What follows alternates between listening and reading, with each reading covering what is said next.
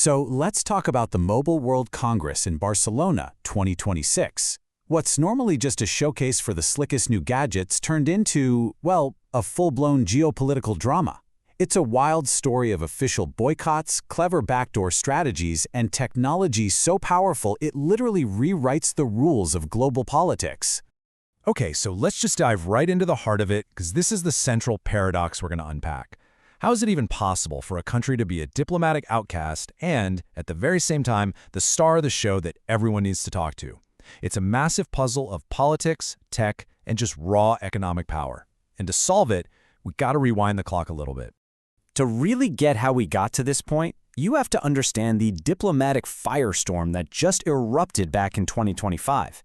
And this wasn't some quiet disagreement behind closed doors. Oh no, this was a very loud, very public feud.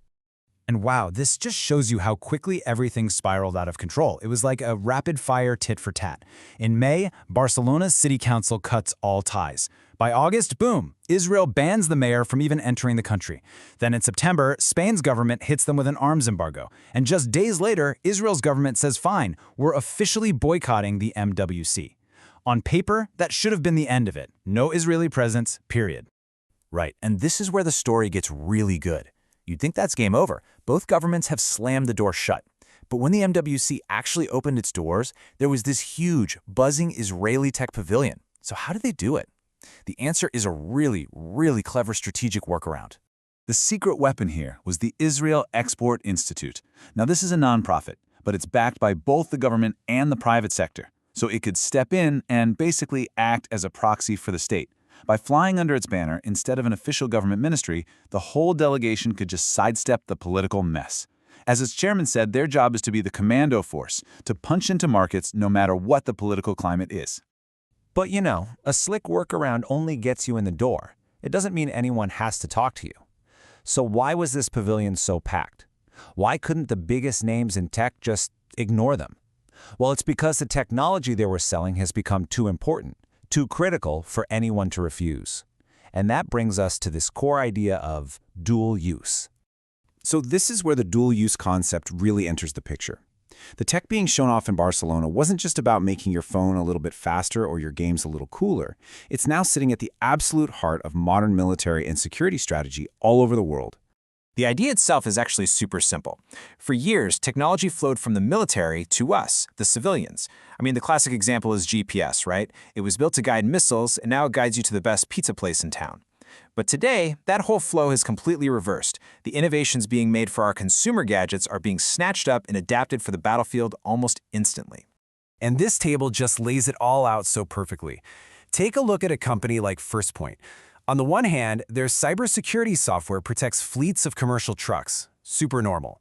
But on the other hand, that exact same technology is used to secure military supply lines on the battlefield. It's the same company, the same code, serving two completely different, high-stakes worlds.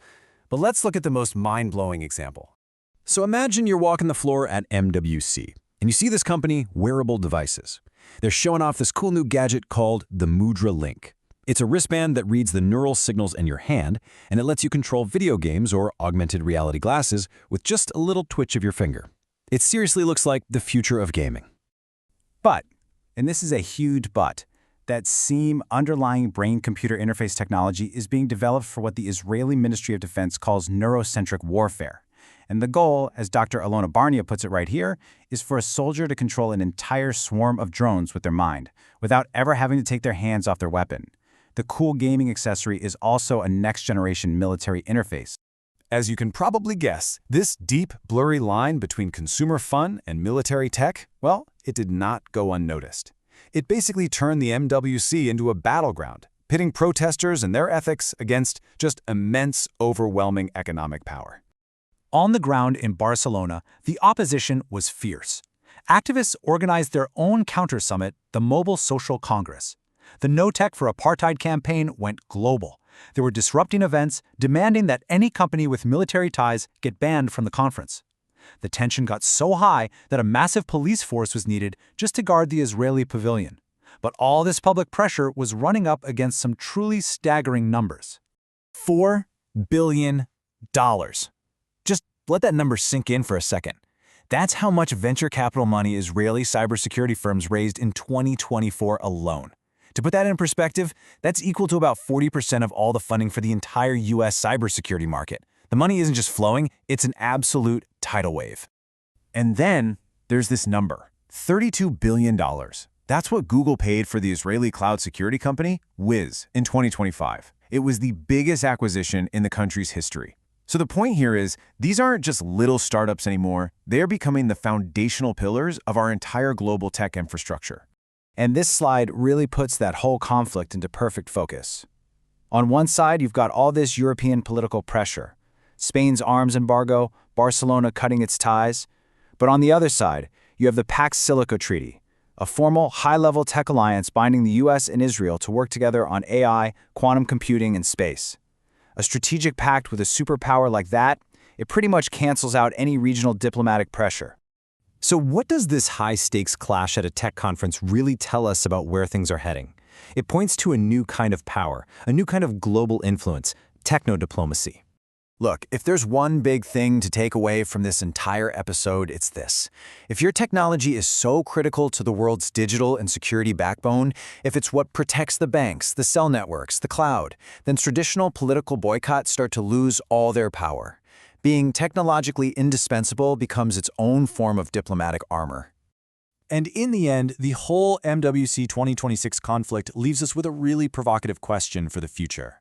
As our world becomes more and more dependent on this incredibly complex tech, we have to ask, who's going to hold the real power? The politicians who write the laws, or the engineers who build the code we literally can't live without anymore? That's something to think about. Thanks for tuning in.